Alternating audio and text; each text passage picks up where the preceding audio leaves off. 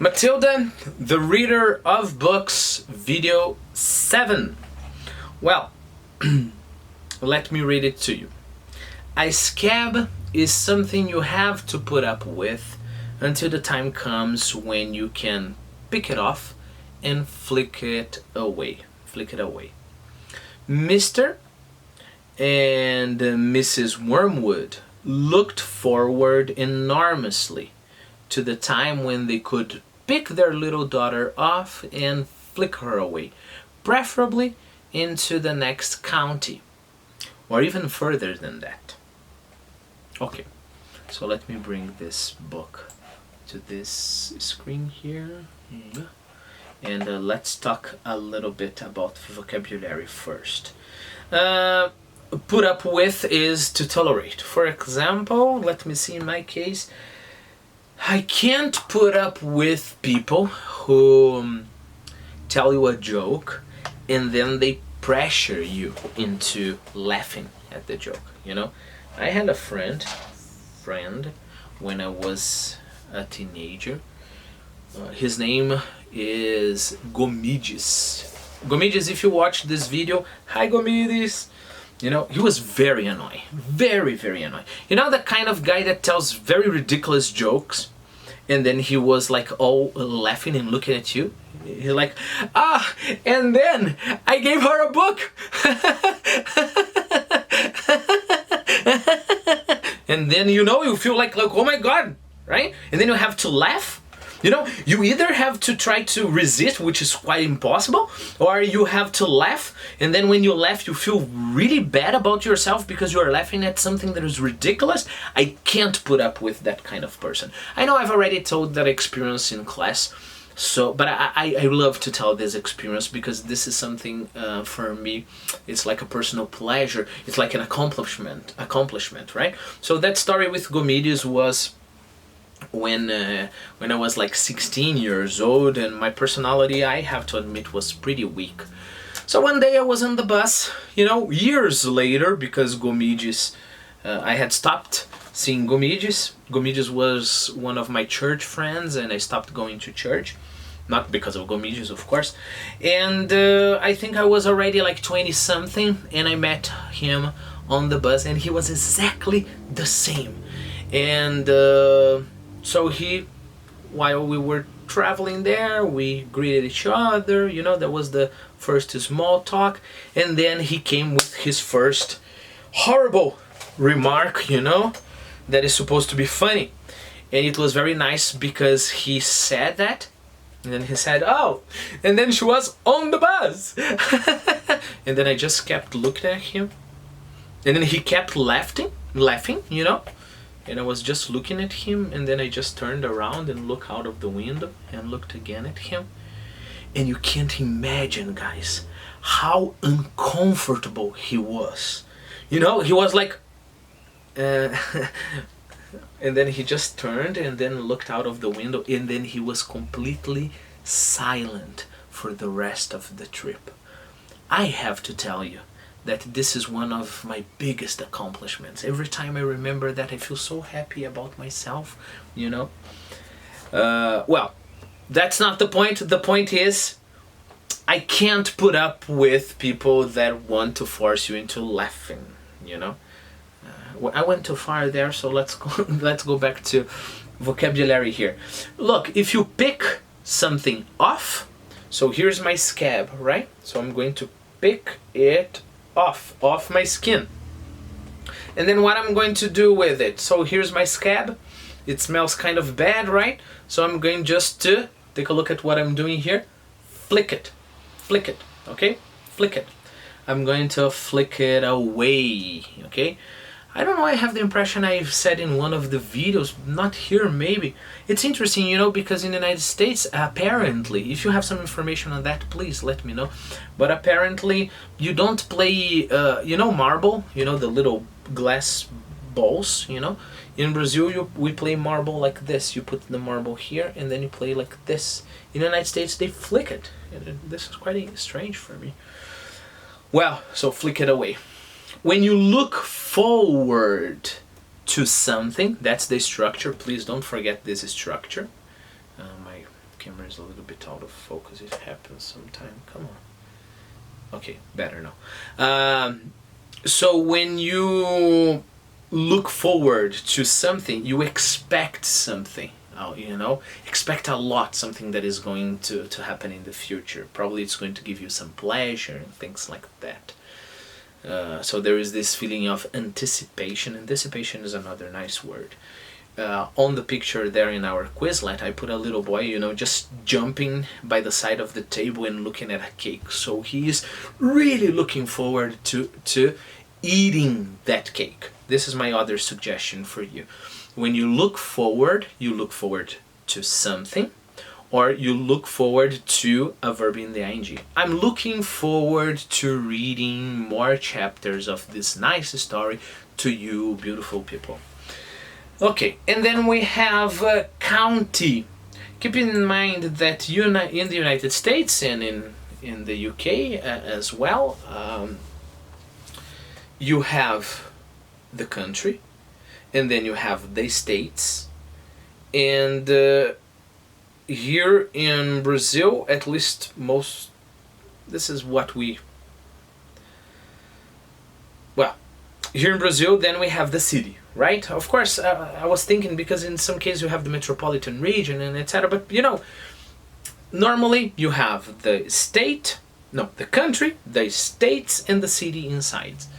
In the United States, you have something in the middle between the city and the state. That's a county. So they are the political divisions in a state between the state and the city. So a group of cities together, they're called a county. Okay. Okay. So let me see. I think I'll read it one more time. I'll ask you some questions. No, I think I'll read it one more time. See if you're okay with it. A scab is something you have to put up with until the time comes when you can pick it off and flick it away. Mr. and Mrs. Wormwood looked forward enormously to the time when they could pick their little daughter off and flick her away, preferably to the next county, or even further than that if it were possible, right? I don't know, the next state, maybe imagine even out of the country. That would be very nice, okay? This, by my experience, I've seen that some people get a little bit shocked, you know. It's like, but come on, it's her parents. Is she adopted? You know, what is... I don't know, this is so strange. This story is strange, you know. Keep in mind, guys, if this... I don't want to go very far. But, you know, in popular mass culture, there is this huge tendency to filter anything that is uncomfortable for you, you know? So they're going to get anything that is uncomfortable, they're going to filter it, so you're going to feel better. And you are not going to feel strange about the movie, about the book. Be careful with that. So it means that all the experience, remember, reading literature is having access to many experiences you wouldn't have otherwise. So be very careful with this idea of having somebody filtering, you know, or, I don't know, culture, right? Filtering things so you won't feel uncomfortable. Having other experiences, you know, is, in many cases, more often than not, feeling uncomfortable. Okay? It's important for you to get to know that. So when a book like this makes you feel uncomfortable, you should be grateful, you know? Sometimes, of course, the book makes you feel uncomfortable and the book is bad, right? But you should be very grateful. There is a very beautiful kids movie animation called My Life as a Zucchini. I don't know, it's a French movie if I'm not wrong, so in Portuguese it was translated as Minha Vida de Abobrinha, you know? It's about this boy in an orphanage, and the movie starts with a small accident where the boy killed his mother, and the boy is the main character of the movie, you know? And that's very uncomfortable, mainly because he was not cruel, and we sympathize with him, you know, it's very uncomfortable, all right? In such a beautiful movie. So be very careful. Oh no, I don't like this movie because, you know, the boy killed his mother. Yeah, it doesn't make any sense. It doesn't make any sense to live in a world where the experiences are filtered to you, okay? Let me just tell what happens in the movie. You know, his mother is a heavy drinker, very heavy drinker. So the boy is in the attic, you know, and he's playing there with some beer cans. He's making a pyramid out of empty beer cans, and I think I don't know, he drops a beer can, you know, and the mother is completely drunk, and so she says, "Oh, what are you doing here?" And she starts yelling at him, and then she climbs up, you know, there are some stairs. She climbs up to go there, and probably she's going to spank him, right? And then he was afraid. He just his impulse, when she's almost coming out into the attic, on an impulse he you know, closes very strongly the door, you know, and we can hear her falling, you know, and then the scene cuts, and we now know he doesn't have a mother anymore, and he should go to an orphanage. And this is the point where many people say, "Oh, this movie is so strange," you know. I had the same thing with I was talking to one of my students about a movie called Warm Bodies, if I'm not wrong. It's one of the exceptions when it comes to zombie movies. It's a very nice zombie movie. It's a comedy at the same time that is a romantic movie, you know.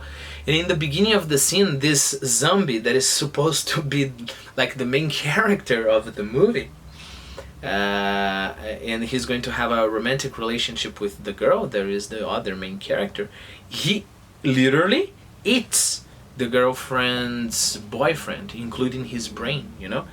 And that was the moment when some of my students said, "Oh no, the movie doesn't make any sense," you know. So what are you telling me? That if the, you know, what would we expect? We would expect that culture filtered the experience for us, right? So we would expect that he would kill the boyfriend and eat the boyfriend. If the boyfriend was an evil person, all right, he used to spank the girl, and he used to cheat on her, right? But the boyfriend in the movie was like kind of normal. He was just a normal guy, you know?